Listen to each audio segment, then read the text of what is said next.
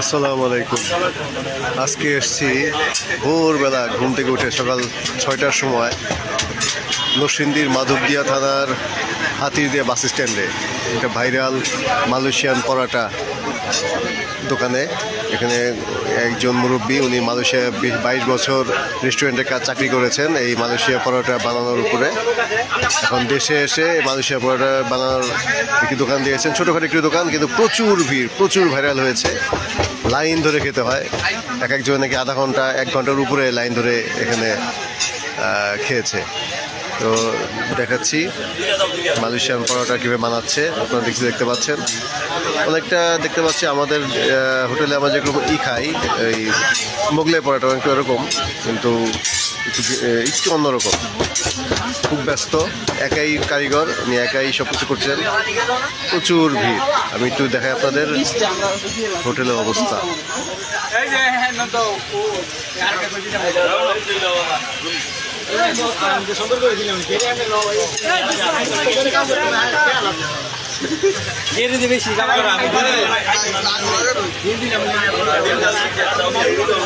ভাইরা আসছেন কতক্ষণ এনে আসছেন?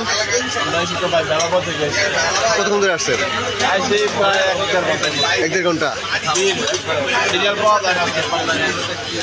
শুনতে পাচ্ছেন এখানে ওনারা প্রায় 1-1.5 ঘন্টা এখানে বসে আছে। আরেক ভাই সৌভাগ্যবান, উনি খেতে পেরেছেন। জিজ্ঞেস করছি টেস্ট কেমন। ভাই এখানে কতক্ষণ পর পেয়েছেন এটা? 1 ঘন্টা 20 মিনিট। টেস্ট কেমন? টেস্ট কেমন খাচ্ছেন তো? টেস্ট কেমন লাগে?